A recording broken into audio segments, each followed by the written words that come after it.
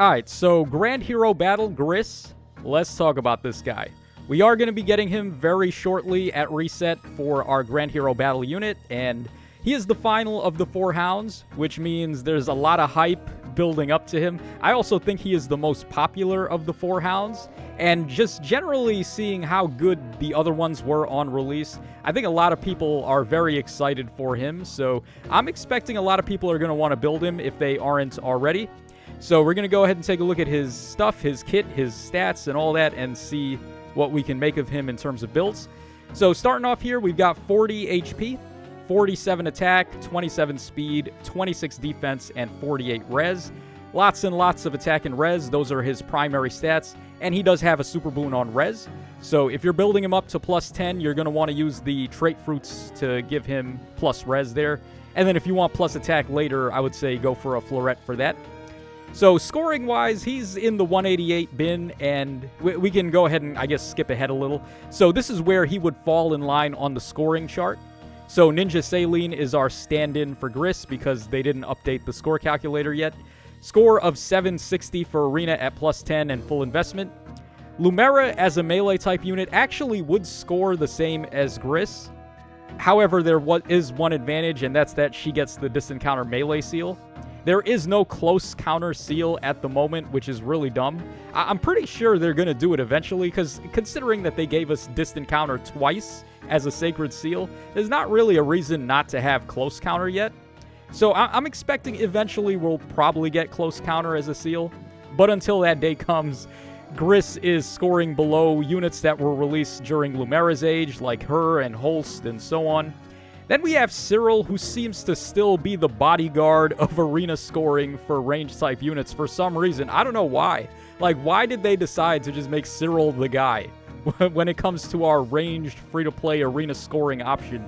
They have not done a single unit that has overtaken Cyril in terms of score. He does have the trainee BST, but I would have thought by this point they would have overtaken him with somebody. Now, he's only going to start to score higher, too, once we get the close counter seal. So just expect his number for the score to go up. And then, of course, Marnie, who is the greatest Grand Hero Battle ever. Just all the way up there, 768. No free-to-play unit scores as high as her. So there we go as far as scoring for Griss. Now, if we take a look at his weapon, he does have a preference weapon, Nova. It's got 9 might, and it enables Kanto Ally 5. Gives him a flat attack up 3. And it gives him player phase brave attacking. The reason why I specify that it's player phase brave attacking is we're going to see when I take a look at the builds that I came up with for him. I don't have an enemy phase build. I actually would have, because him being an infantry type unit with tons of res, Lagoo's Friend would be really good to give him. But the fact that he doesn't get the enemy phase brave kind of steered me away from recommending a Lagoo's Friend build. You could still give it to him and I guess run a different weapon than Nova, which would be all fine and dandy. So that's an option too if you want. Okay, also for each foe in 5 spaces of unit can move to any space nearest to that foe from 2 spaces away. So essentially Celica Ring, he just has that for free. One thing he doesn't have though is pass, like Emblem Celica. She can warp and then she also gets pass, so the enemies can't stop her with Warp Bubble. Griss does not have that. So if you want him to be able to beat Warp Bubble, you would have to just give him pass as the B skill, which is not recommended whatsoever. Alright, then he also has this awesome debuff here, which is really good. I like that he has this. At the start of turn, he inflicts attack and res -7 and sabotage on the closest foe and any foe in 2 spaces of them for the next action. So, Omni debuff here, globally hits anywhere on the map as long as the foe is closest to him, and then chains to the enemies in 2 spaces. And sabotage is a good one too, because it doesn't really clash with any of the other debuff passives you may want to give him, like the Gold Border Ploy skills, or Pulse Up Ploy, or like the Discord B skills. Those are pretty good. So, unique debuff here that you can combo with all the other debuffs you may want to give him. Alright, then also, if either him or the foe has an active bonus or penalty, then he gets a bonus to his attack and res equal to 20% of his res at the start of combat, plus 6. So that's where he's getting the stats portion of this weapon. He doesn't really get stats anywhere else. Like, he doesn't have all stats plus 5 or something like that. Like, most units these days tend to have that, but he doesn't actually have that. And he also isn't getting true damage either. Like, 20% of his res as bonus damage when he attacks. He doesn't get that either. So it is a good weapon. It's got a lot of utility here. It's like primarily the focuses are on the warping, the Kanto Ally 5, and the debuffing. So he's more of a like jack of all trades type, more than being like hyper focused on doing like one thing significantly better. So he's not trying to do like massive amounts of damage. He's trying to do a little bit of everything. All right, and then his passives, he's got Glacies at 4-star, he's got Mirror Strike 2 at 4-star, and then Attack Res Tempo at 5-star. It's pretty cool. He's the first free-to-play unit or demote unit to have Tempo 3, or Attack Res Tempo 3 specifically. So that is nice to get. And when I say demote hero, I'm not talking about the seasonal exclusive ones, because there was one that did that as well. I believe it was the baby Ilyana who had Tempo 3, but we're not talking about that right now. So now let's go ahead and do the stat comparison between Griss and his closest contemporary. I decided to go for Bastion for this showcase as opposed to like another Grand Hero Battle or Tempest Trial Green Tome unit. The reason why I chose Bastion here is because this may be a little bit sad to say, but I do think overall Arcane Lilina's tome is probably better than Griss's tome himself. So I wanted to compare him to the other best option for free-to-play green tome, and that happens to be Bastion. He's got the highest attack and res combo. He's only 1 point behind Griss in terms of attack and res, where Griss has got 48-49 with max flowers, and then because Bastion gets so many more flowers, he's only 1 point behind on attack and res. So overall, if you're just trying to build like an Arcane Lilina tome, green tome unit that's free to play, you're probably better off building Bastion. And that's of course because he doesn't cost any heroic grails to get to plus 10. So there you go for that, the stat comparison. Otherwise, like, Bastion's a little bit faster. He's got a little bit more HP. And then Griss does have better defense, which could come in handy if you want to run a Lagoo's Friend build instead of like an offensive build like we're about to show. Okay, so let's go ahead and move on to the builds now, and this is the very first build. So this one is going to use his own weapon, which I think if you're going to build Griss, you probably do want to go for Nova and take advantage of the debuffing and the warping and the Kanto that he's going to have access to. That's definitely what you're going to want to go for here. So reposition Gate, just give it to every infantry unit if you have the availability of it. We're going for the Celica ring here. It's going to raise his damage on Frost Moon by 4 times 4.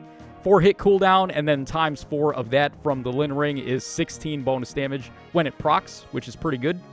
I don't think he gets the -1 that Frost Moon has because he has a Brave attack. Frost Moon gives you -1 before your first attack if you can't do a follow-up or a Brave attack, I believe. So I'm not sure if he's going to be getting the -1 from this, but it's still 70% bonus damage based on res and nullifies the enemy's DR, which is good. We've got Slime Mirror here as the A skill. You could try Crystalline Water as well, but for Nova specifically, I think Slime Mirror is actually better. Because even though you are getting less visible stats for his weapon, I did the math here, and you're only getting 1 less point of attack and res running Slime Mirror as opposed to Crystalline Water. And then Slime Mirror still gives you the +5 bonus damage if you have a bonus or a penalty or whatever. So Slime Mirror, I think, is just overall better. Then we have Resonance 4. What's cool about Resonance on this guy is that it's thematic because you get it from Emblem Celica. And then also, he does just barely hit the maximum HP needed for Resonance 4 to be at full potential. Potential? I said it in Spanish there. Potencial? Like, what am I doing? Okay, so Resonance 4, 50 HP is exactly what you want. We got to run Squad Ace BU3 to do that, though. It gives us 5 HP and attack and res up 3. But at full investment, he does hit 50 HP for Resonance, which is good. And then we have Pulse Up Ploy here, which I think is probably his best C skill overall. It's giving him -1 cooldown every turn, even if like your cooldown is not at max, which is the case for Times Pulse 4. And then we also have Times Pulse Echo, which is just going to give us even more cooldown. The cooldown reduction does help because he doesn't have -1 on his weapon, and running Marth Ring on a Brave attack weapon is kind of sus, because Marth Ring does -8 special damage when you trigger a special. So I would just focus on skills like Pulse Up, Times Pulse, and so on and so forth to get your reduction there. But overall, this is probably the best build you can go for if you want to run his own weapon. And if you want to be like super serial tryhard, this is probably his best DPS build. So Arcane Truthfire is just better at dealing damage, let's put it like that. Because it's giving you the -1 special trigger. It gives you another -1 before you attack, even if you've got an AoE. It's giving you true damage on the AoE. It's giving you potentially +14 to all stats.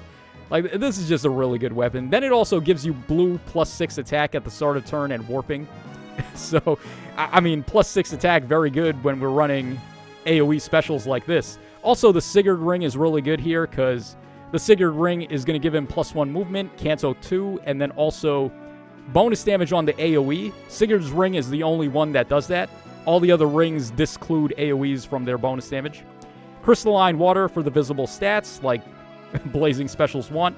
Occult Strike just to pile on even more bonus damage. We get 7 chip at the start of combat, and then we also get 20% of the enemy's res.